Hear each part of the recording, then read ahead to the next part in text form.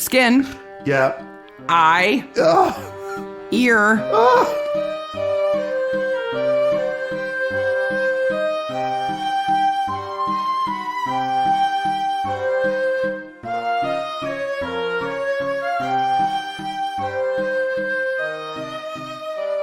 Hey, Maniacs. Hey, Maniacs. This is Midsomer Maniacs. Midsomer Maniacs is a comedy recap podcast dedicated to the ITV series Midsomer Murders. Each week, we dig into an episode of the show, including the murders, the mayhem, the loonies, and everything else we love. If you let your kids eat cheese, they can probably listen to this podcast. Probably. But if they're prone to beating people with cheese, maybe you shouldn't let it inspire them. Murder by cheese. Cheese killer. I'm Sarah. I'm Mark. It feels like years and years since we recorded, and all we did was take 1 week.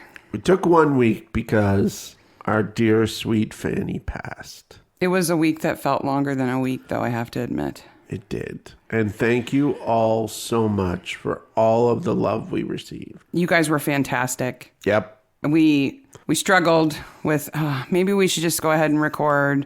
It always makes us happy to record. We have so much fun doing it. And I thought, on one hand, like, it would actually be kind of beneficial to laugh a little bit, but it's just too out of sorts. Because of when it happened and everything, Yeah. It just made sense. And you guys were great. Thank you so much for your nice messages. And helpful. Yeah, it was tough. It was tough. So thank you so much. But we're good. We also missed our 2-year anniversary of our first episode dropping, which was the 29th of July.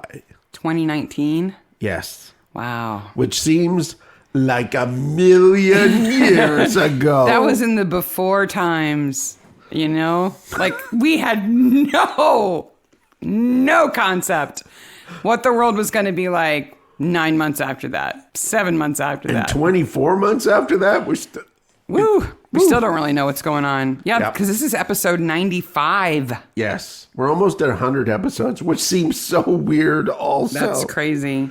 This is also the last Jones episode. Yes. So this is episode 6 of season 15, the last Jones episode. Schooled in Murder. And we're going to do this episode, and then there's kind of going to be a secret special episode we'll talk about in a little while. Mm-hmm. And then we're going to start season 16. So there won't be a break, but there kind of will be a break. But you'll see. It's going to be awesome. It's going to be awesome. Do you think because this is Jones leaving, that this is the end of like almost the first part of the series? Because this is the last person to have worked with John Nettles. I can see saying that kind of demarks something important. The last person to have worked on the show when John Nettles was still there, leaving the show. It's like the entire cast has now switched over. Yeah.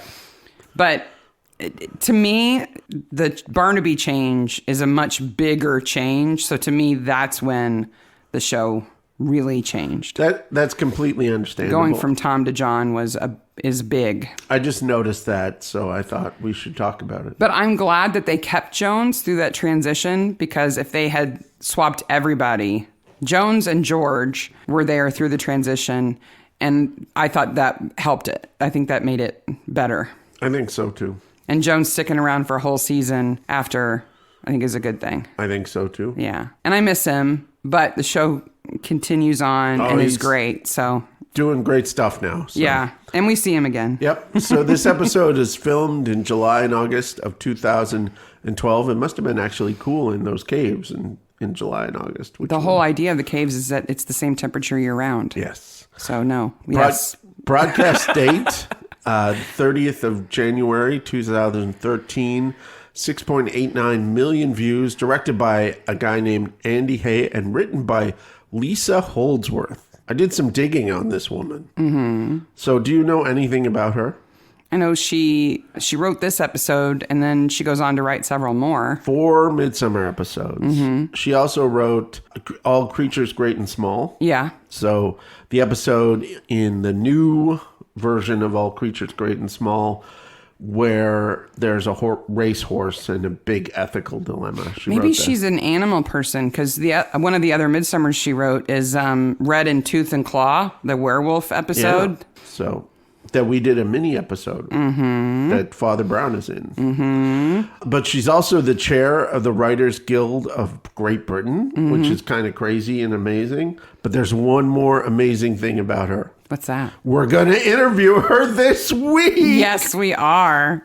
It's totally crazy how we managed to get this interview. Well, no, we got this interview because the thing we always say about England is true. We know somebody who knows her. Yes, who just happened to see somebody they know in a bar and texted us and said, hey, I know this person who knows somebody who wrote a Midsomer. Do you want me to ask them if like maybe they would be willing to ask her if she'd be willing to talk to you? And we're like, yeah. It was one of the Lovejoy, actually, ladies. Yes. So. It's a small world. We are super excited to talk to Lisa. Now, Yes. when this episode drops, it will be August 9th, and we are talking to her on August 13th. So, if you're listening to this the day it drops, you have about 48 hours. If you want to send us a question about this episode or the other ones she's written, and you can look on IMDb and see the other ones she's written, Yep. we will ask your questions. So she seems to be an amazing lady. send them to us on the Twitter or the subreddit or email or whatever, and we'll note them down. Yep. But and you got to do it fast. I can safely say without artifice, if you're listening, Lisa, this is the best written Midsomer of all time. They were like, oh, what if she listens to this before the interview? Okay, we can't really knock it. Like, don't say anything bad about the writing. It's a good episode. She's so a it doesn't pretty matter. amazing lady. I think she could probably take any amount of criticism that anybody would say to her and also be able to say, well, I didn't come up with that part. That was the producers. Or, when you're the president of the Writers Guild, you can let me know how you're doing. When you've written 20 episodes of TV shows, you let me know, and then I'll watch those and give you a little critique. So that episode with Lisa Holdsworth, will be dropping on the 16th of August. So the week after this one. So it'd be like a regular episode time, but it's not going to cover an episode. Well, yeah. I mean, we'll talk about this one. It's kind of 2 weeks of Schooled in Murder. Yeah. And then on the 23rd of August, back to regularly scheduled programming.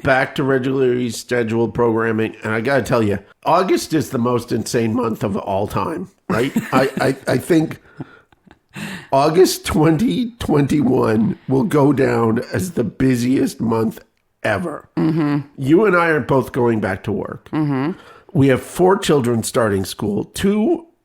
One is living near campus, one is living on campus. Both of which expect us to help them move. All 4 are moving full time. Mm-hmm. Classes start on the 23rd of August. Mm-hmm. You start to teach a class on the 23rd of August. Mm-hmm. And that's about half of what we have to do. And that's all happening in a 10-day window. Never mind Halloween and all the other stuff that we are already working on. Yeah. But it's all great. I'm very fortunate. I have no complaints about any of that. It's awesome. That our kids are fantastic. Mm-hmm. So it's not that I'm complaining about our children. It's just with 4 children, much like meals, it just creates a lot. Yeah, it's just more of everything. So if you're at home and you have 1 child, multiply it by 4. And they're all the same age. So Yes. Yay. So every meal is like a dinner party. This is why I tell people that every meal is like a dinner party. Yeah, when they were younger, every meal was like being a cafeteria lady. Yeah. And now it's like throwing a dinner party every single night. Like, oh, you cook for 3 people every night? How hard for you? I cook for 6, and 4 of them are bottomless pits, okay? Yeah. Our grocery order is insane. What we spend on groceries is more than most people spend on their mortgage. Yes. But 2 of them are moving out. And we'll have to eat somewhere else. I'm excited about this. Yes. Can you tell? That first week after the groceries go down, the grocery store is going to be like, is there something wrong? Are you guys okay? You're not spending so much on groceries. Oh, darn. This episode is a doozy also for the reason that this is the number 1 death count. What is it, 5 people? 5 people are 4 people are murdered. And one by accident. One by accident. Yeah. So 5 people die. It's a lot. And it is the episode that people who are not old school Midsomer fans talk about. Yeah. Like, if you're not diehard and you've not watched it since episode 1, and you talk about Midsomer, you're like, oh, it's crazy. People get murdered in this little village. You wouldn't think there'd be anybody left. They even killed somebody with a wheel of cheese. Yeah. That's this episode. And, you know, I don't want to talk up Lisa too much, but she understands Midsomer. Yes. Right away with the death. Yes. Right away with the death. It's called Midsomer Murders. Death after death after death. Yep. Like, it's a cornucopia of dying in this episode. And all fun methods of death, which is something that is also a signature Midsomer thing. Like, when Greg dies, I'm like, oh, yeah, you're dying now. Yeah. Like, I was like, oh, it's on. Yeah. It's such a fun episode. We're in Midsomer Pastures. Again, with everybody who lives in this village has to be involved in milk in some way. Yes. Milk, cheese, cows, cow-related schools with scholarships. Everybody, if you don't like cows, you can't live in this village. Go live somewhere else. Midsomer Pastures Preparatory School with headmistress Sylvia Eleanor Mountford. Played by Maggie Steed, who everybody knows. It's really the Council of Karens. Did you notice that? This is why I've always stayed away from parents' councils, PTA meetings. Anybody who voluntarily wears 4-inch heels when they could have on sneakers, I don't understand. I mean, more power to them, but it's not me. Now, Debbie Moffat, played by Martine McCutcheon, gets out of the car, and the first thing we see are her metallic gold heels. Actually, before that, I have a question. Mm-hmm. Should they really be locking a school gate? I noted that. She drives up to the gate and it is locked with a big padlock. On the outside. This is not something you do to a school. Like, these parents are not going anywhere. The meeting has started and no one will leave. She steps out of the car, and the first thing we see are her feet. And she has this great big tattoo on the top of one of her feet. But she also has pantyhose on. Yep. And I wondered if that tattoo is real, because that is such a clever little touch about her character. Yep. That she has a big tattoo, but she also wears hose. Yes. So she does have some refinement. Yes. She knows that she should wear pantyhose. Well, Deborah went They to are the the work school. of the devil, by the way, pantyhose. I can only imagine. So uncomfortable. Having seen women Getting in them? getting into pantyhose. Yeah, then wear them all day. Oh, yeah. Anyway, I just thought that was a clever They're little like touch. the tallest sock. And we haven't talked about this before, and this is a tiny detail. But I wear the smallest sock possible. Wear footies. You wear footies. Yeah. If I can see your socks above your shoes, it's because all of your socks are dirty. Because otherwise they're I hate footies. socks. So stockings like that, like pantyhose, just... They're not just the tallest socks, they also have a crotch. Yes. Ugh. And it binds and it twists. And when pantyhose twist, it's like getting a burn on the inside of your leg all day. And you can't fix it. The only way to fix it is to take them completely off and put them on again. Yeah. Anyhow, I think we know who she is right off the bat. Yep. We've seen the Council of Karens. Yep. And then we see her and we know, okay, she was a scholarship girl. Can I also She's not say one of another them. way that they did that? It's a little cold with her dress. Oh, well, we know where your eyes are going. It's a bit nipply. She's working it. She is. She's gorgeous. Well, okay. I thought about this. Her and Jim are the only people who actually work at the dairy, and they both work really hard. Apparently. She busts into this padlocked meeting. I love that she just drives through the gates. Yeah. Like, major damage there to her car and to the gates. Yep. And throws a little fit about her daughter being thrown out of the school. Tears a banner down from the ceiling. Yes. And then stomps out. Yes. She has made her scene. Yeah. Then she gets the call. Let's have a meetup at the cheese cave. You're on. She's ready for a fight and somebody else knows it. The She almost killer. hits the kid I know. in his red herring outfit. Sorry. That's all he's there for. Jake the red herring. Debbie Moffat goes to the cheese caves and is killed. It's weird because I thought this was the middle of the day. But then I was like, why are they having a parents' meeting in the middle of the day? Well, they could because none of the Karens have day jobs, probably. Yeah. But they don't. So I always forget that she is actually killed by cheese because at first the shelf of cheese is pushed over onto her. Mm-hmm.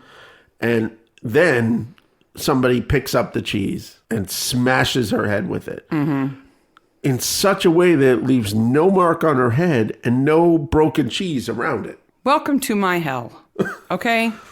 I have to think that Martine was like, I'll be the first one to die, but I must look gorgeous. But my eyes have to be wide open. Wide open. So the shelf falls on her, and that would hurt. Those are big, heavy shelves, and it's a hard floor. So her head smacks the floor. Yep.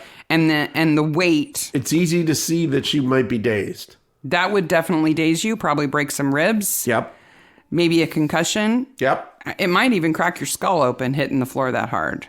I'll give you that. But then she's finished off with a wheel of cheese. Now let's talk about this cheese. Okay? It's a blue.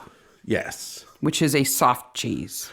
That is problematic that I kind of was like, okay, it's a soft cheese, so we're just going to accept that it has really hard rind, I guess. It doesn't, though. I know. It has kind of a flexible rind. Yes.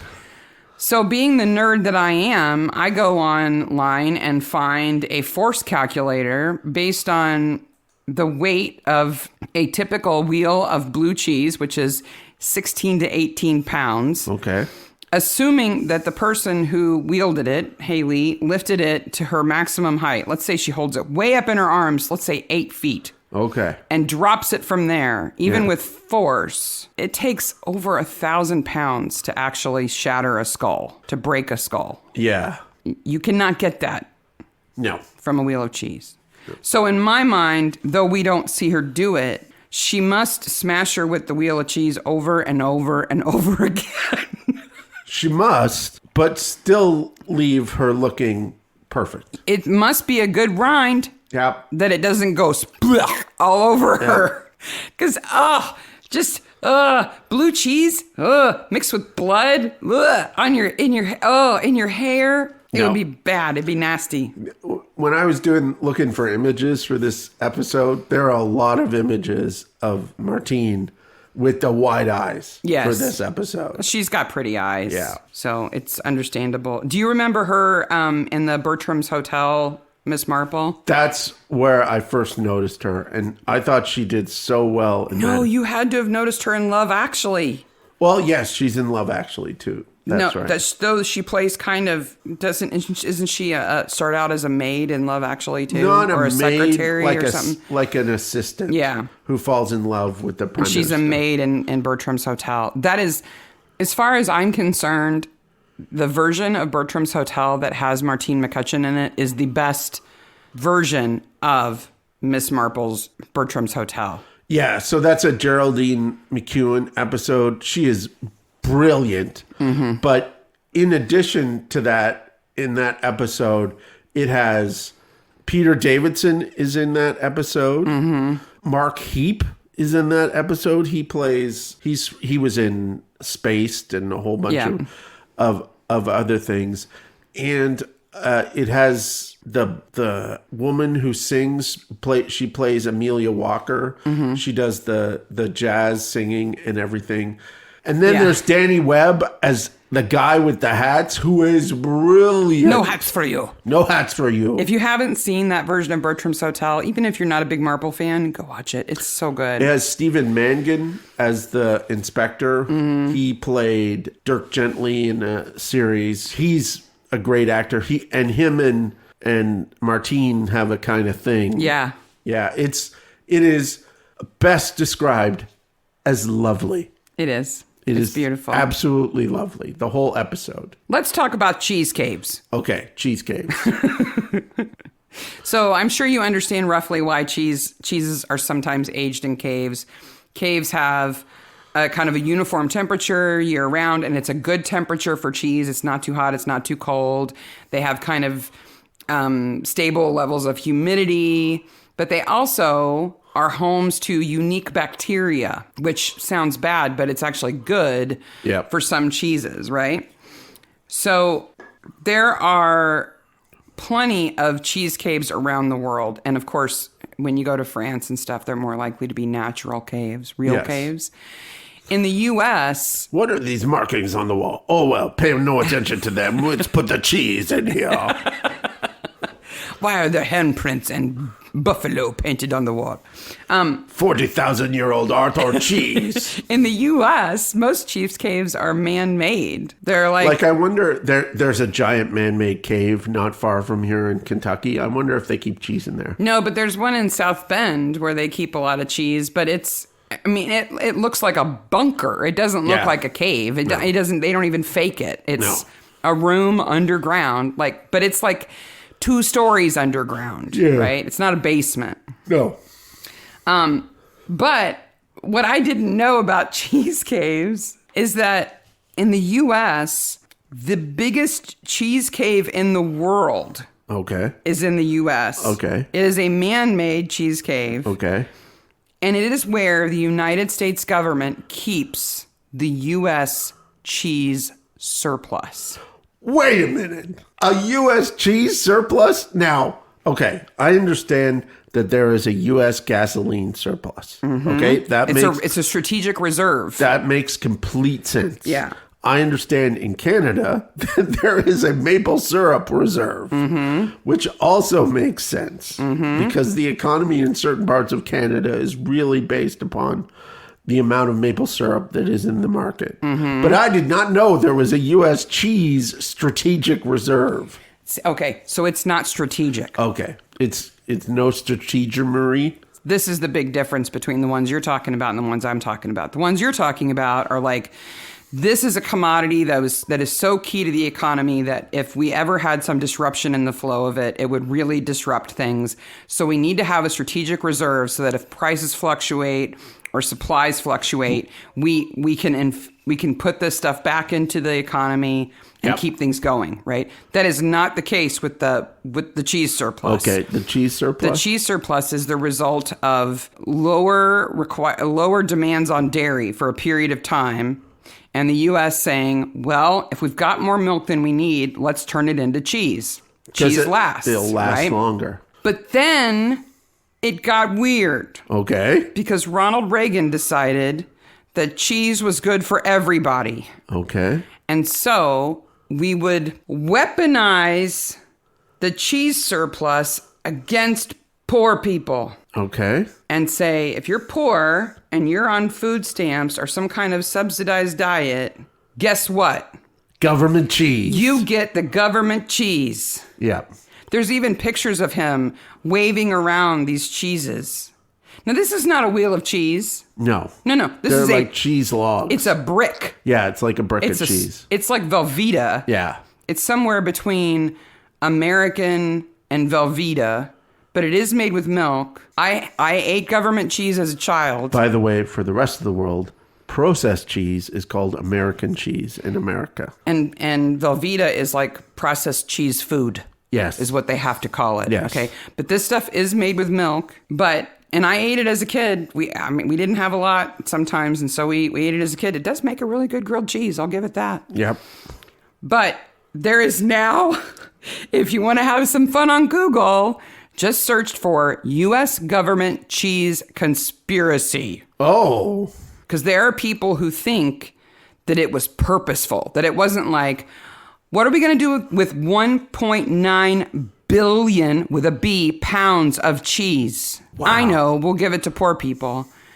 They think that the 1.9 billion pounds of cheese was created for that purpose, to like enslave the poor people and get them hooked on bad food. Do you know how hard it is to make cheese? Well, harder than it is to make processed cheese. Yeah. But you should look up pictures of the U.S. cheese reserve. And we'll put pictures of all the reserves that we mentioned. It's incredible. I had no idea. Yeah. how big it was. Massive. Boy, Greg has a party room. Does. All to himself. At the hotel. Champagne and candy. Because he thinks that he and Debbie are going to be celebrating this big deal with a grocery store. Which he chain. would have been celebrating. And Greg is not cheating on his wife. Nope. Greg moved from the city to help run his wife's father's dairy. Right. Haley inherits it. Greg is trying. He's letting her write. Yeah. Greg. And running her family farm and dairy. And he's trying the best he can. Haley don't care. Haley don't care. She wanted to be there for 6 months and not a day longer. And Debbie, who we find out later, sends some salacious images, which is just like, we have Martine in this episode. We got to have some undie pictures somehow. Let's send some. I know she dies 5 minutes in, but like 15 minutes in, undie pics. Undie pics.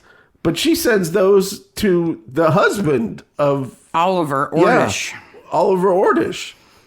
Greg gets a bum rap in this episode. He does. And a painful death. Oof. Jim Caxton runs the cheese making place. Yes. The cheesery? What would you call it? Is it? It's not a dairy. You make cheese at a dairy. Okay. So it's all part of the dairy. Okay. It's all part of the dairy. And Jim is played by Con O'Neill, whose voice I love. He has this weird voice, and I think it's great. And he is a great British character actor. He has played some really awful people and some really good, warm, gentle people. So he was in a few episodes of Queens of Mystery, where he was really good. Yep. He was in an episode or two of Wild Bill, that Rob Lowe British show. Yep. Which is really good. If you want to see him play an officious jerk, watch Chernobyl.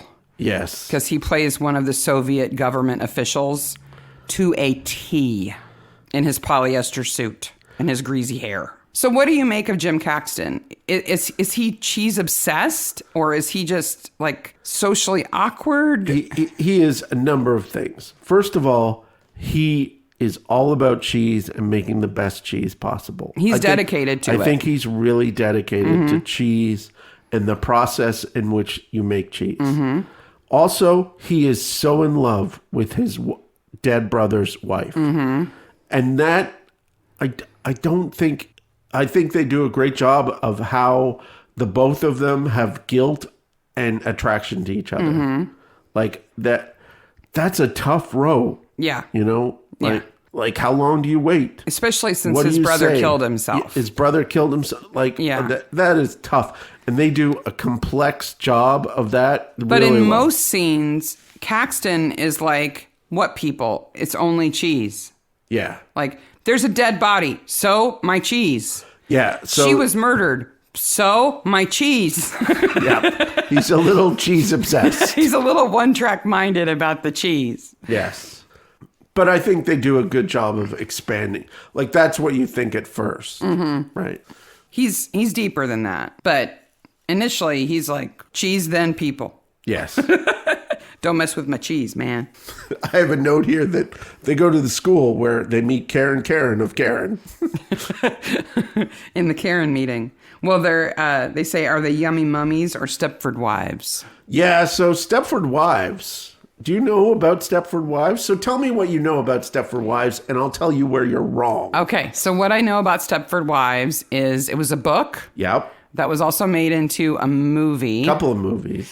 About a place called Stepford, where all of the women are sort of copies. They're sort of robotic, if they're not really robots. I can't remember if they're actually robots, but they're like perfect. So a lot of people think the Stepford wives are robots, and they're not. Ah. Are they clones or something? No, that's the conceit is that, so it's a book in the 70s, 1972 is when it was released, where this woman and her husband moved to Stepford, and she's like a photographer and a free spirit. She's spirit. not one of them. And she basically is like, these people are crazy. Obviously, they're robots because all the men are like engineers, and there's even a Disney Imagineer as one of the husbands. So she's like convinced they're robots. And there's a climactic scene. I'm giving away this book that's almost 50 years old. I think you're okay. Spoiler alert. Whoop, whoop.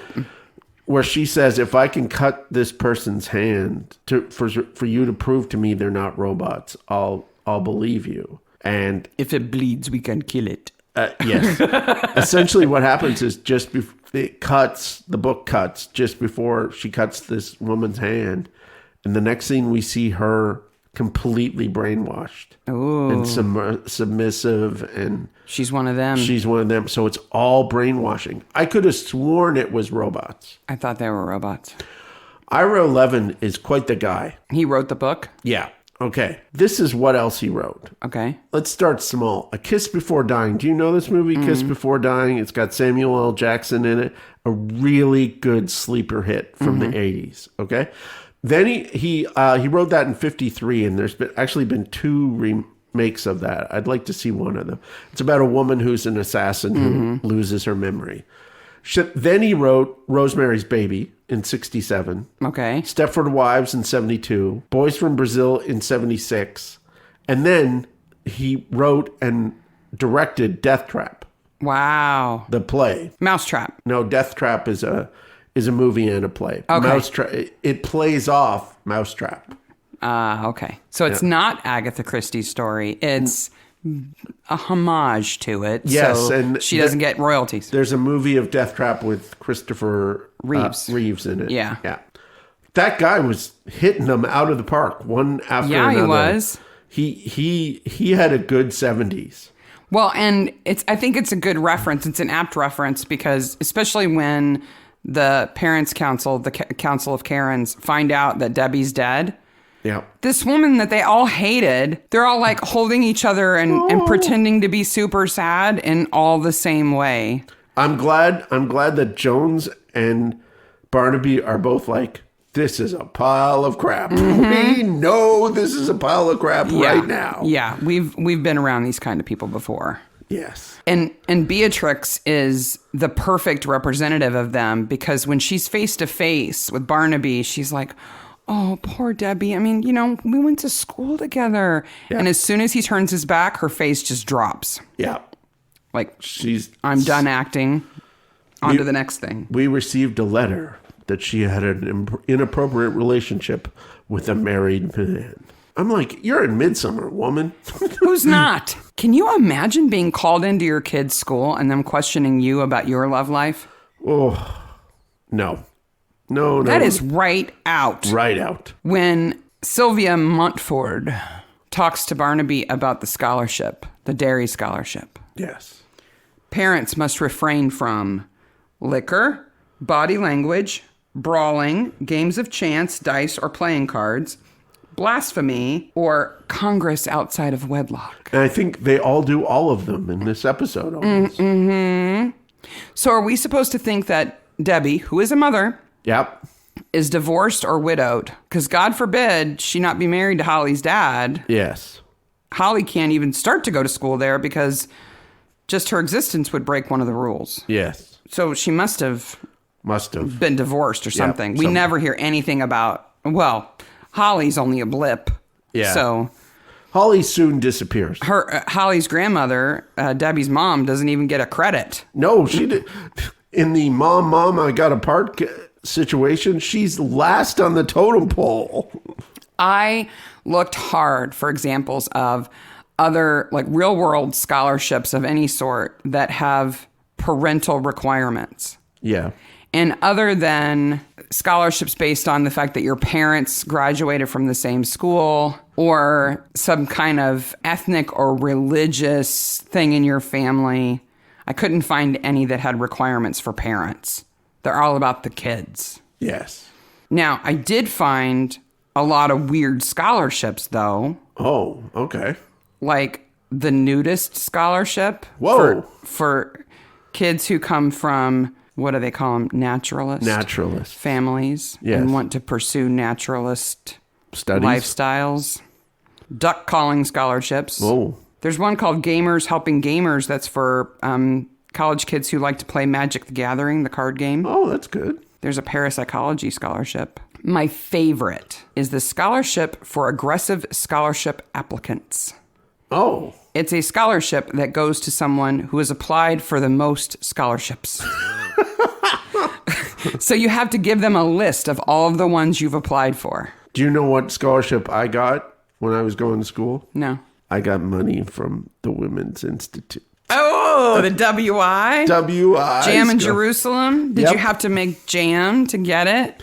No, I had to come and talk to them every year, and never mind that my mom was the president at that time, and never mind that I was their Santa for 5 years, too. What I don't get about this school is that if you can afford the tuition, you can basically do whatever you want. Yeah. Like, you can be a serial killer as long as you can pay the tuition. But if you're poor, you're being held to much higher standards. Yes. Which has always been the case, right? Yeah. These people who think that the amount of money you have in your bank account is a reflection of your morality, your quality as a person. Oh, those poor people. We got to keep them under a strict leash, you know? Yeah. It's just horrible. We got an all hours. I love the phrase all hours. You always tell the kids don't stay up all hours. Don't stay up all hours. And I think they did the naughty underwear pics really well done in the cop shop, where they weren't like luridly looking at them or anything. I don't even think it's Martine McCutcheon's body. If you look at them, it's either her face or a headless body. I'll have to look at them again. Oh, the hardship. Martine McCutcheon is not a tiny woman. No, she's not. She's got some curves. Yeah. And the girl in the underwear is a bit on the thin side. I don't think it's her. Again, I'll have to have a closer look. Okay. Yeah, I'm researching maggots and you're looking at underwear pictures. I'm real excited about that. Great. We each have crosses to bear. We do. Oliver is the worst husband ever. Substitute human for husband. He's the worst human ever. They do such a good job of being a couple who hates each other, who is pretending not to hate each other in front of other people. They do such a good job. They're very good. Yes. They're like snapping at each other. Can I have a cup of tea, sweetheart? Barnaby walks in the door and it's a unified front. Yep, absolutely. But wow, she had a lot less to lose than I did. Oh, you just want to put... I want to hit him so much. So much. Yeah. They talked to Caxton about it, and he says something about the British cheese board being a quango. Well, okay, so Midsomer Blue got gold in 2010 from the British Cheese Awards. Mm-hmm. And then he says that quango thing. Mm-hmm. So what does that mean? So a quango, it's short for a quasi-NGO. Okay. Which is a non-governmental organization. Yes. Right? So it's a pejorative, meaning that it's a non-government organization that's doing something that is quasi-governmental, and they usually receive all their funding from the government. Okay. But they're not part of the government. No. So they don't have to be held to the same regulations. Okay. So they can do things like, I don't know, take bribes and stuff, like Oliver's doing. Yes. And get away with it. Yes. Right? The dairy board. I love that it's the British cheese board. Yep. Like a cheese board. Like a cheese board. The only cheese-related thing not used as a murder weapon in this episode. Yeah. Actually, there are some other cheese-related tools that could have been used. Oh, okay. We'll get to that. But the thing I like about Mr. Caxton is he has a secret cheese shack. Cheese shack, baby. It's a boathouse. Yep. Where he keeps his maggot cheese. That he imports legally. Is he making the maggot cheese or buying it? He's importing it. Okay. And they're not supposed to have it. So he sinks it to the bottom of a pond. Like, you just killed all those maggots. You just drowned all those maggots. Yep. It's so awful. Not really. Okay, Lisa, credit to you if you named the big milk company, because Conglomerate Unidairy is the best. Is the most perfect generic Big Brother name without sounding like generic Big Brother name. Conglomerate Unidairy is perfect. And it spells cud. Yes. Poppy is refusing to eat animals. That just is a sign that she's been talking to her vigilante vegan brother. I'll be at the pub if you need me. Yeah, you go. He drinks all by himself. He does the drink dissolve. That's the tiny problem I have with this episode, the drink dissolve, because it's such a cliche. Do you think they picked that house because it had a path from the backyard straight to the pub? I guess, maybe. Because it's very convenient that he can stumble home and back again without having to cross a road. I mean, come on, face it, admit it. If our backyard led to a pub, you'd like that. I would. Though I'm a little scary about strange women and cheese wires. Yeah, that's true. There's a little weirdness here where is she laying in wait for him? I guess. Like, he must head to the pub every night after dinner. I imagine that he does. I would assume so. So Haley. The killer is Haley. Spoiler. Hello. Recap podcast. We spoil things. Yeah, so Haley's hanging out in the woods with a cheese wire. Yeah. Which is basically a garrote. Okay. And okay, how do you transport the maggots to the crime scene? If you're the killer? In a little container. Like a little glass container? Sure. Or in your pocket. But then you don't have a maggot pocket? That's going in the name of the episode. It's fun to say maggot pocket. Maggot pocket. You got to keep him in a maggot pocket. So she kills him with the cheese wire, which I'm assuming he's a little bit drunk. Yeah. Because she's not a very strong-looking woman. No, but killing somebody with a garrote is not hard as long as you can stay out of their reach. Yes. And there are cheese wires that don't break, though every cheese wire I've ever bought broke. And there's no difference between a cheese wire and a clay cutter. Yes. Like, I have half a dozen of those things. Yeah. Just so you know. But we have to say... And that's not a threat or anything. That Richard Delane, who plays Oliver Ordish... I love how you were like, anyway, Richard Delane, who plays Oliver Ordish, is the trooper of the episode. Wow. Okay, before we get to that, where does Haley get the maggots? I don't know. Because she's not involved in the importation of the illegal gross cheese. No. So is she raising her own maggots? And they're special. They're Sardinian maggots. But what I love about... They are like, I am a French maggot. Or are they Italian? What I don't know what that accent was. It was bad no matter what it was. Oui, I'm a maggot. What I love... I like baguettes. They didn't have tiny mustaches. love about this show, and we have to talk to Lisa about this, is we look at that and just go, okay. Yeah. Mouthful of maggots. You know, because it's midsummer. They're message maggots. They're message maggots. So, yes. Okay, so Richard Delane, who plays Oliver Ordish. He gets the script. He's like, oh, I get to be like... Oh, I like Midsummer. It'll be fun to be in an episode. And interesting with my wife, and we have like... The actors love those scenes where two things are going on at once. And he must have read this and been like, oh, this is pretty good. And then he must have got to a sentence in the script that said, what? What? What happens after my character dies?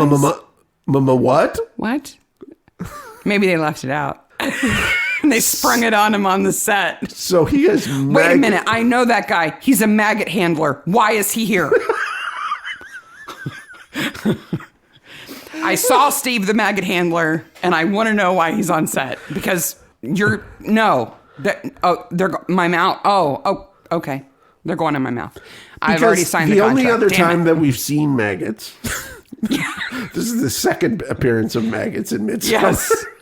Was on the arm wound of the guy in the car. In the car. Yeah. Which is like, you put a wound on, it's got latex and everything. Yeah, they're not even touching you. Put some maggots on there. I don't care. They're in his mouth. So and right near his nose. I can only imagine they put like a dental dam in his mouth, like what you get at the dentist when they're doing work on your mouth. Or like a mouth guard thing. Like a mouth guard thing, exactly. So they can't accidentally go down his throat or get caught in his teeth, okay? Then they just ladled some maggots on top of it and said, hold real still. Don't look around and don't breathe too hard. Wow. Because remember, you're also dead. What a goddamn dead body he does. We're just going to give it away right now. Best corpse is Oliver. There is no question. And the thing is, this is an episode full of best corpses. Yes. But not even the guy in the crop circle with his ass showing had to have maggots in his mouth. We have a new all-time contender. Absolutely. And at first, in my notes, it said, would those maggots stay in his mouth? And then the next note is, oh my God, they're real. What a trooper. There's no CGI maggots here. My notes say, OMG, maggots in his mouth. And then there are 5 exclamation points. Wow. Now, you never know. I mean, Richard Delane may have a thing about him. Like, there are people who eat maggots as a form of protein. I don't think they eat them alive. It's a health hazard. You want to know why? This is why that cheese is illegal in the U.S. and in the EU. Okay. You owe me for this. Just saying. That casu marzu, that Sardinian cheese with the maggots in it. Yeah. Where these maggots come from, it's illegal in the US and in the EU for a reason, and not just because it's gross, okay? Because let's be clear, the reason why that cheese is so soft, it is that it has been pre-digested by maggots. Yeah. It's been in one end and out the other. We maybe need another warning as part of the episode. Oh, buckle up, Buttercup, because you don't know nothing yet. Okay. The reason it's illegal is not just because it's gross. It's because there's a health hazard related to pseudomyiasis. Okay. I'm glad it ends with myiasis. This cheese is going nowhere near my ass. Which is what happens if you're eating maggot cheese. They don't kill the maggots first. Okay. You just eat them. Yeah. If you don't chew well enough and you swallow one whole, because they can survive. Oh, I might have to tap out here. Now, most people, they're asymptomatic. Yeah. Like, they don't even know that it happened. Yeah. It just, passes through and you're fine. Yeah. But some people have abdominal pain, vomiting, diarrhea, and that's before they even know that they've swallowed maggots. But I didn't know there was going there. Wait a minute, it gets worse. Oh. It gets worse. It's not even good to get them on you, and this is why Richard Delane is such a trooper. Okay. Because pseudomyiasis is if you get them in your gastrointestinal system. Yes. But they can go other places. Other, quote, anatomic sites. Sites. Including, and these are in easy to worst, okay? Okay. Skin. Yeah. Eye. Ear. Nasopharynx. Yeah, don't laugh real hard when you're eating that cheese. Those maggots can go up your nose. I got maggots up my nose. And the genitourinary tract. Oh, you went there. I got maggots in my junk. Oh, you didn't have to Google it. Don't do an image search. Don't image search it, people. Wow, Sarah took one for every... I'm not daring you. I'm telling you. I'm warning you. I'm pleading with you. I did it already. Don't do it. We did it for you, maniacs. If one of those had gone up his nose, it would have been very bad. Why does anybody eat that cheese? Listeners, if any of you have ever tried casu marzu, we want to know why. Yeah, why did you eat it? It is a food like all Scottish food you eat on a dare. No. Because Scottish food may be bland and tasteless sometimes. That's the stereotype. It's not still alive. If you have eaten it, were you being held hostage? Was there a gun to your head? Did they have your child? How were you convinced to try it? How was anybody ever convinced to try it? I do not get that. Blah. Mom, I got a part. In Midsomer, Mom, I got a part in Midsomer. Mm-hmm. I'm PC Milton. The worst protection officer ever. Well, PC Milton, it says here that you were charged with protecting a child that you lost. Yeah. Who just got up and walked away, followed a stranger, seeming stranger. Yep. A hooded vegan vigilante off into the woods. Yep. Good job, PC Milton.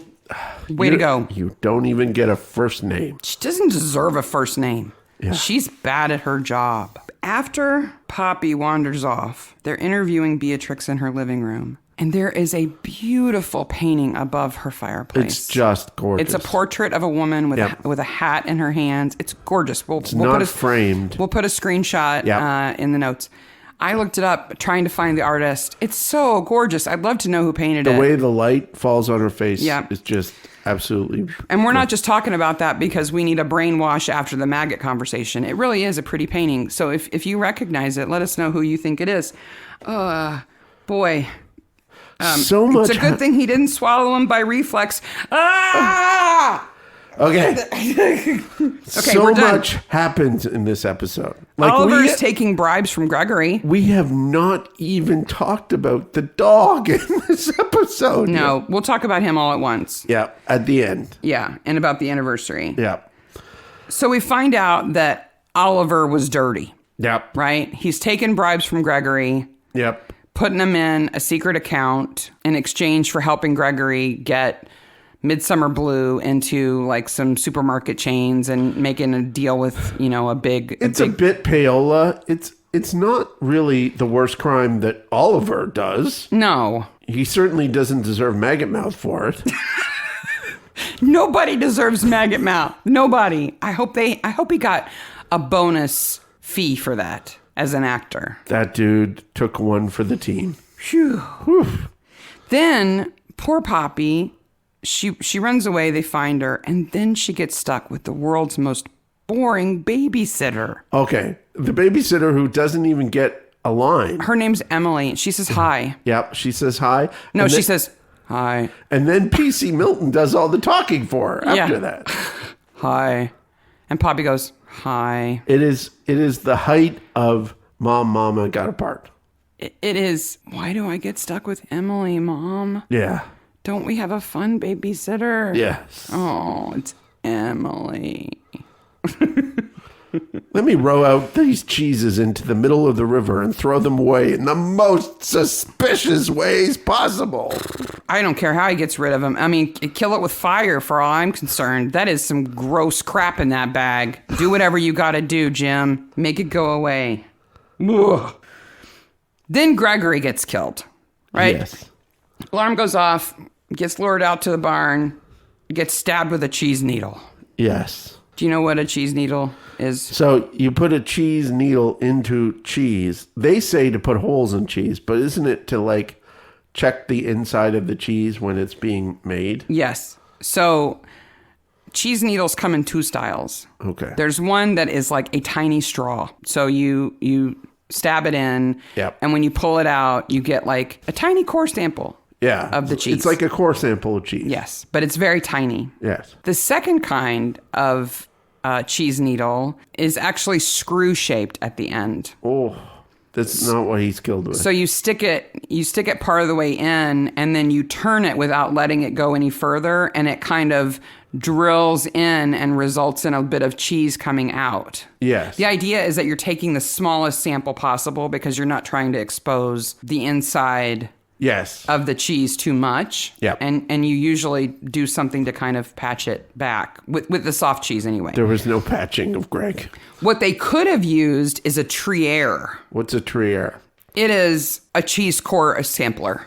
It's what you've probably seen on TV. It's got like a handle, and then the end of it is like a tube that's about the size of your thumb or slightly bigger, and you shove that in, and when you pull it out, you get a cylinder of cheese that's, like an inch wide. Yeah. If they had put that in him, you shove that in somebody, whew. There would have been squirts. Yeah, I think it would have been like a fountain. Yeah.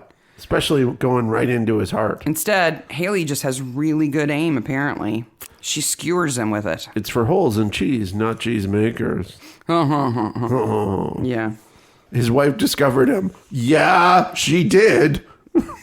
Right Immediately after she did it. stabbed him. Yeah, what do you know? She happened to still be there. It's amazing. And then we find out that basically anybody who's not getting super good grades gets expelled if they're on scholarship. I guess so that Sylvia can keep the standards of the school really high. I guess. So their GPAs are really high, so they can keep attracting the non-scholarship kids. Who is the expert in this? Sarah Barnaby. Oh, wait a minute. She's in this episode? Oh, yeah. She's in the episode. So the idea is that all these kids left the fancy Were expelled. school, but there weren't actual behavior issues. Yeah. The only thing they did wrong was not get straight A's. Yeah. So instead of helping them, they expelled them to keep the GPA standard really high. What I don't understand. Well, okay. Haley is nutsy Bobo. Yes. Because she goes and has tea with all the people she's about to kill. Basically. Yeah. Yeah. And Hattie Morahan, who plays her, is really good at this kind of role because she's got really bright, big eyes and she doesn't blink very often if she doesn't want to. Nope. And so she really looks like beautiful but crazed at the same time. Yes. And even when she goes to apologize to Helen and brings her an entire wheel of blue cheese. Who can eat that much blue cheese? I love blue cheese, but that's a lot of cheese. That's a lot of blue cheese. And the apology It's is... 16 pounds of blue cheese. My apology is for you to come and apologize to me so I can decide whether or not to kill you or not. Oh, I've decided to kill you. Yeah. Yeah. Because you don't appreciate my cheese. No. Because your husband killed himself and I didn't show up to say sorry and commiserate with you. I waited until my husband and I moved back, and then we basically put you out of business. Then I killed you. So... But it was the cows who actually killed you. Killed by your own cows. Attack cows. They wouldn't do it. Now, Well, maybe they would. I grew up on a farm. I've been around cows a long time. Now, these are dairy cows, but I've been around beef cattle my entire life. The way cows hurt you is on accident. They accidentally step on your foot. And I think that's the impression we're supposed to get here, too. They're being funneled into a space that's tight. They accidentally push you into a wall. That happened to my dad. He cracked a rib, you know. But cows, they're not malicious. Well, mother cows with calves can be, and bulls can be. Can be. But on the whole... But that's nothing These here. are cows that are used to a routine of going in and out of the milking parlor. Yeah. So... chances are, you know, but they're trapped. Yeah. They go in and they can't get back out. And this is the death of Helen and Jim. Yes. Who have just realized that they love both each other. kind of love each other. And they have this fate. They are also complete innocents. They don't have to die. Jim certainly I'm sorry. does. He could have hauled her up. If they were standing up, they would have survived just fine. Yeah. Like, Instead, we get his broken glasses. yes. The tragedy of his broken glasses. Yes. I wondered if cows would trample you. I know how you feel about cows and that they're so stupid. I know they're stupid. I know they always do exactly the opposite of what you ask them to do. But they're not usually Aggressive animals. I wanted to know, like, how common is it for cows to kill people? Okay. And you needed a brain It was a better topic. Yes. I'd rather talk about trampling cows than... Who knew cheese could be so disturbing? Ugh. In the U.S., cows kill about 20 people a year. Okay. Ladders kill more people than cows. I think they kill more people than sharks, though. Probably. Yeah. Yeah. But there are all these guides for ramblers in the UK about cow safety. Okay. Put out by, like, Country Living magazine and things like that, like the UK Ramblers Association, on how not to be trampled by cows. Okay. Cows, unless scared, won't trample you at all, right? And second of all, they're curious, right? They'll come up to you and, like, if you're in, especially, like, a lot of cows are trained this way. they see people and they get fed. Right. So when they see other people, they go, run up "Do you to have you food?" and say, "Do you have food?" Like a cat would. And if you don't, they go, "Okay," Yeah. and wander off. And if you shoo them away, they'll leave right away. Mm-hmm. They're very docile like that. You say that. They do. I was reading these tips. Okay. Some of them are just outrageous. Okay. If cows are charging you because they're reacting to a dog that's with you, let the dog go so you can get to safety. Dog almost certainly can take care of itself. Sacrifice your dog for your own safety, right? No. So now a dog's on a leash, but free among cows. No. He's screwed. Yeah. Do not put yourself in further danger by trying to walk around cows in an alpine meadow, if doing so will expose you to cliffs or other steep exposed terrain. No. Do cows push you off cliffs? I mean, I thought cow tipping was knocking cows over when they were sleeping, not them pushing you off steep alpine terrain. They kind of nudge you off the cliff. So. Like, kind of like not on purpose, but oops, did I do that kind of way? If you detect an aggressive cow or a threatening group of cows, so now we got cow gangs. Cow gangs. They're like, when you're a jet, you know? Jets and sharks of cows. Keep moving calmly and do not make direct eye contact. They will pick up on you looking at them. However, keep your body facing the cow and never turn your back. So are you supposed to shuffle sideways to get where you're going and never look at them? I guess. If they're being aggressive? I've never had a problem with cows like that. The thing about cows is that I think scares a lot of people is if you're not used to cows, they're much bigger than you think they are. Right? And if they're curious, they'll get close to you and you're not. And it's a big animal close to you. Yeah. Which is, for somebody who grew up in the city or something like that, it's a disconcerting situation. I think if Jim hauled Helen to her feet, now granted, she had been hit on the head with a shovel, so she's not all there, right? Yeah. But if he had hauled her to her feet and she had said, "Whoa, those cows know her," they probably would have made room for her. Yes, because you can't call cows. No, but you can yell at them. No, you can call cows. Yeah. However, I would much rather have cows than pigs. Oh, pigs? Pigs are dirty, smart, terrible murderers. Because on the same page... They're horrible animals. On the same page as these guides to how to walk through a pasture with cows and not get killed is a warning that says, such rules do not apply to pigs, however. No. Pigs are mean and aggressive and smart. It's like you wrote this, but you didn't. In 2016, in Townsend, Massachusetts, a wife suffered lacerations and other injuries severe enough that her husband rushed her to the hospital after being caught in a pen with some pigs. Pigs will do that to you, man. So they rushed her, attacked her, jumped on her, lacerated her with their little hooves. Yep. And she had to go to the hospital. When the husband came home from the hospital, the same pigs attacked him and severed an artery. So they have grudges. Yeah. Pigs will remember you. We wanted her and you took her away, so now we're going to get you instead. Yep. He survived. Pigs are... Whew. Wild pigs are worse. Oh, yeah. Boars are crazy. Boars are crazy. But I would rather cross a field with some cows in it than have to enter a pig pen. Oh. Any day. Any day. Haley and Beatrix go to school for the weirdest after-school meeting ever. With Sylvia. With Sylvia and her strange chairs. Sylvia has a beautiful study befitting of the head of a private academy. Yes. And she has these gorgeous leather chairs. They're fantastic. They're knoll chairs. Yes. So now, if you're a longtime listener of Midsomer Maniacs, you might recognize knoll chairs. They are the chairs that have the weird knobs and ropes and tassels on the back because they are the original sofa beds. Yes. Right?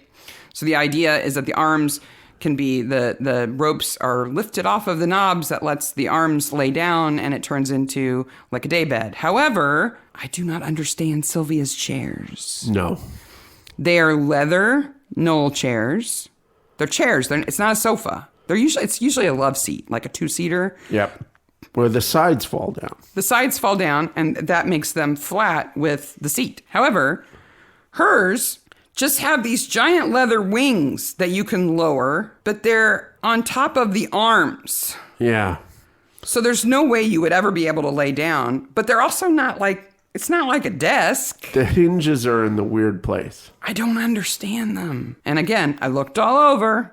I could not find anything similar to it that made any sense. We'll put a picture in the show notes. We'll post a picture and you can check it out. Helen has to die because she was part of the group that picked on Haley, right? Yes. And Jim dies only because he happens to be there. Yes. The fact that the two of them were importing illegal cheese. Red herring. Which must fetch a lot of money if it's enough to kind of like save her farm. Yeah. People pay that much for maggot cheese? Back to maggots. But I mean, it must. Yep. That's not the only illegal cheese in the United States. Most illegal cheeses in the United States are because they're unpasteurized milk. In the U.S., we're like, you got to pasteurize everything because, you know, we're really kind of overprotective. There's also a cheese called Mimolette. Yeah. Which is illegal in the United States because they introduce mites to the outside of it to enhance its flavor. And if there's too many mites per square inch, you can't import it into the United States. Oh. What is it? Like, cheese already has live bacteria in it. Yeah. Why do you have to keep adding more live things to it, people? So this is the big confrontation at the school, right? Sylvia's like, because this has now, everything girls, to do with the school and bullying that happened 25 years ago. Why are we just hearing about this now? I don't know. I don't know. But Sylvia's like, look here, girls, to Beatrix and Haley. We all know what's going on. I've had enough of this fighting amongst the two of you, blah, blah, blah, drama, whatever. And Haley's like, well, I'm just going to leave and sneak upstairs because I've poisoned both of you. Yes. When does she poison them? When she puts the maggots in his mouth. Like, she should have said to Beatrix and Sylvia, look over there. Yeah. Look, a maggot. And drugs their tea. And Jake saves her because he's her son. Yes. And he loves calves. But man, when Haley hits Sylvia, Yeah. I was like, ow, whack. She just like punches her. Yeah. The Bully Squad, the worst superhero team of all time. Apparently, they locked her in a cabinet in the chemistry lab, which would absolutely suck. You're the new science teacher at this school. Oh, this is your room. It has pipettes and Bunsen burners. What's this thing here? Oh, that's the torture cabinet. Torture cabinet. Yeah. Note that it has a lock on the outside to keep things in. She turns on all the gas. I always hated science. You always hated people. Yeah.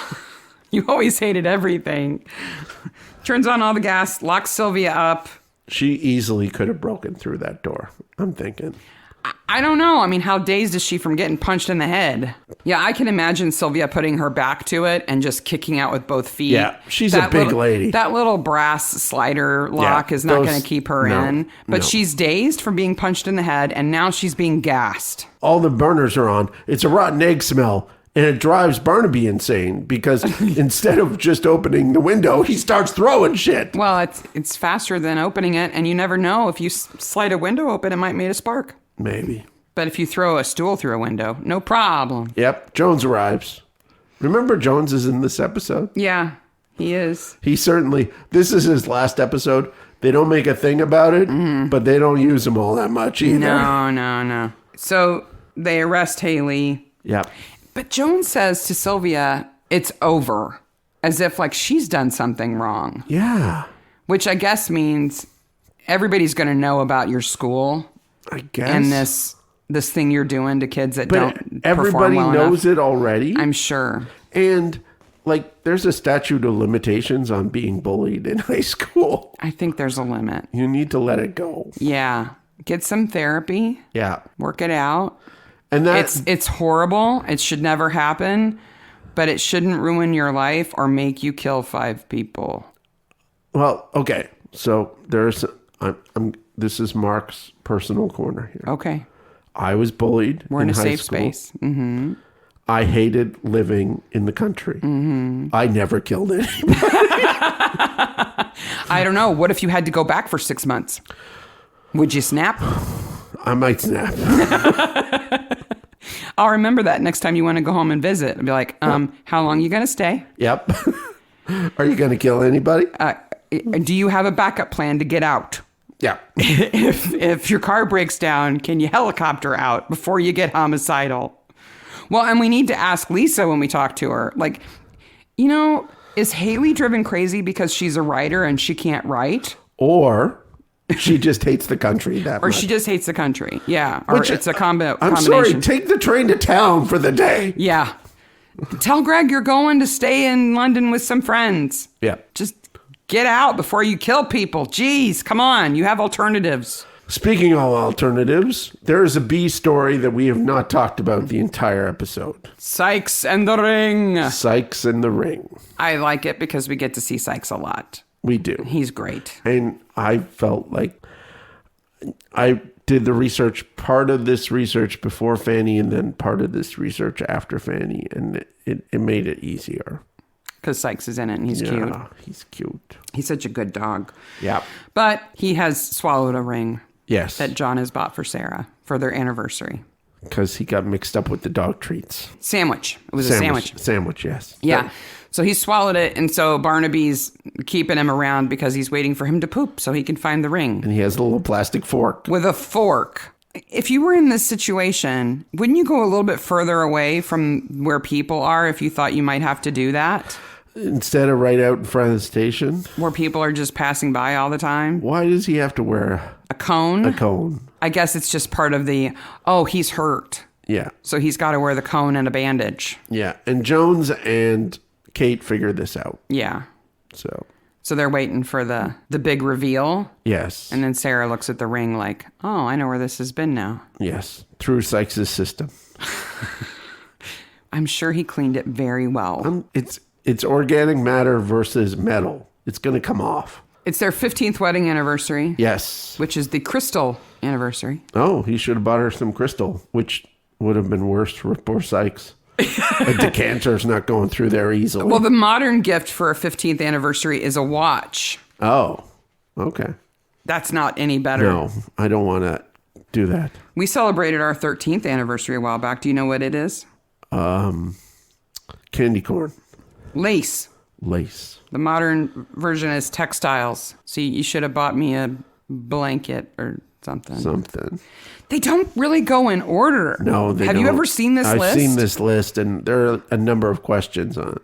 Like, the 1st through the 9th are relatively kind of low end because they're your early anniversaries. And everybody knows that, like, 25 is golden and 50 is diamond.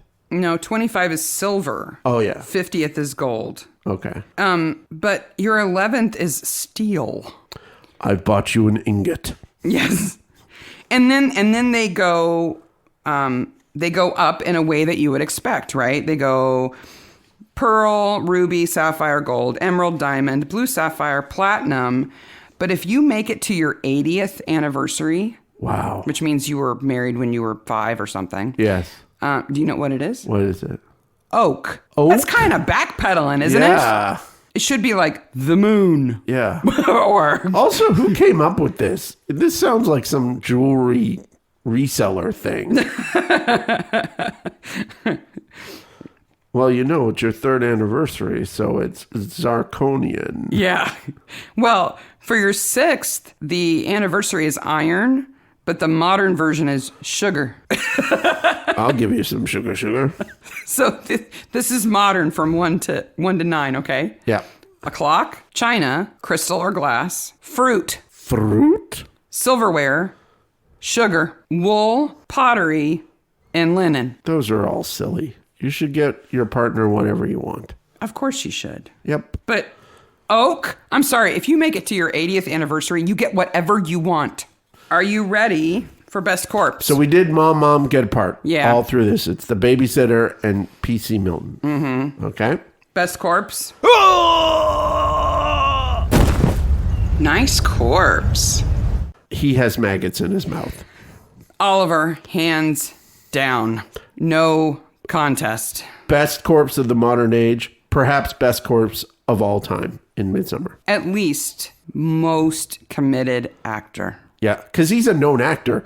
But in the crop circle, the guy doesn't even get a name in the credits. Yeah. This guy has been in lots of things. Richard Delane has been in all kinds of stuff. Great actor. He's a good actor. Wow. Whew.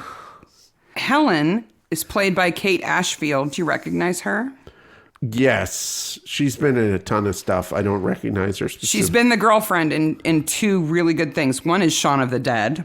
Yeah, that's right. She's awesome the in girlfriend Shaun of the Dead. in Shaun of the Dead. With Simon Pegg. The other thing that Nick she Frost. was in that I really liked was The Baker with Damian Lewis. She's the baker with Damian Lewis is an assassin who's in hiding, so he pretends to be a baker. That's a really good movie. We should watch that again. It's a fun movie. I love Damian Lewis. If you haven't seen it, go watch it. It's on Netflix, and I think it's even on Prime too. Yeah. The Baker with Damian Lewis and Kate Ashfield. Very, very good. Yeah. After the credits, is this the end of Midsummer Cheese? I don't know who's left. There's almost more people in the murders in the episode section than the supporting cast section. Mm-hmm. Nobody's around to run the dairy. No. The dairy farm. Who owns farm. the dairy at this point? Haley. I guess. But she's going to prison forever. Ever. They don't have any kids, apparently. Nope. Maybe she's got another sibling. Maybe she was the oldest, and so she inherited, and maybe she's got a younger sibling who could take it. That's the best we can hope for the dairy. The cheese maestro is gone. Who's going to know how to make the cheese? And who's running the Caxton farm now? Cheese is just dead in the water at this place. Yeah. Cheese is done. And I think if what Jones says presages anything, I think that the school is probably in hot water too. Yep. Yeah. It's not going to be good. Beatrix comes out the best at being drugged, not murdered, and forming a relationship with her son. Yeah. That's the best. And Poppy's okay. Yep. So, and she's rid of Oliver, who was just a horrible human being, though played by a very good actor. Yes. And Holly also has a tough time of things. Holly's going to go live with her gran, who she spent a lot of time with anyway. Yeah. It's just, whew, wow. Crazy all over the place. Are you ready for a horrible movie? I'm ready for a horrible movie. I've got one for you. Oh, boy, do I. This movie is terrible. Ha! I bet Mark's seen it. This movie is a doozy. Okay. Are you ready? When was this movie released? 2008. 2008. Okay. And Lucy Lehman, who plays Beatrix in this episode, is in this movie. Okay. The main character is a taxi driver who has experienced childhood trauma. Okay. The trauma has made him a portal for obsessions to pass from the mind to the physical world and hence disrupt the world's multiple planes of reality. Extraterrestrials that police the universe threaten to kill his friends unless he conquers his past. Yeah, there's time travel, multiple universes, and aliens. This sounds familiar. Mm-hmm. No. It's got 3.2 out of 10 on Oof. IMDb. Oof. This is a bad movie. You giving up? Yeah. Mind Flesh. Mind Flesh. Okay. The guy who plays the hat seller in the Bertram's Hotel is in it too. Oh, okay. Mind Flesh, 2008. Wow. A psychosexual horror thriller about obsession.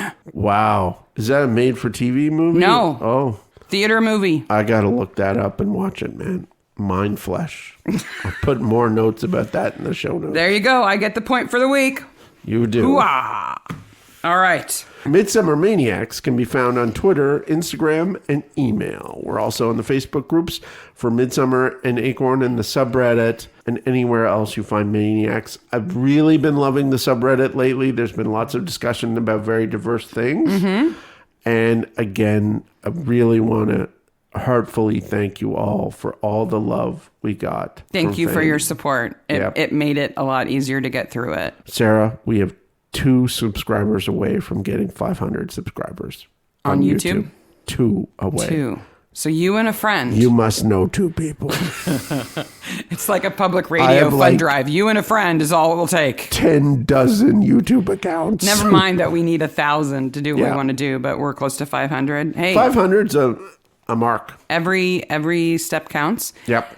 Don't forget, if you have a question for Lisa Holdsworth, who wrote this episode and a few more, you can find her on IMDb if you click on writer on this episode. Yep. If you have a question for her, send it to us in the next 48 hours or so via email or Twitter or Instagram or wherever, and we'll be sure to ask her your question. And we're going to interview her. On the And 13th? that episode will be dropping on the 16th. Yep. And then we return to regular episodes with episode 96, season 16, episode 1. It's beginning to look a lot like Christmas. The Christmas haunting. Yes. It takes Christmas and hauntings and puts them together. It's like Halloween and Christmas. Thanksgiving, we don't care about that. No. Well, not in England. Thanksgiving's already happened. That's true. That's true. So until then. Charlie arrives. Oh, he's so cute. He's so cute. Pikachu's cheeks. Yeah. You're so cute. Yeah. First Charlie episode. All right. Until then, bye, Maniacs. Bye, Maniacs.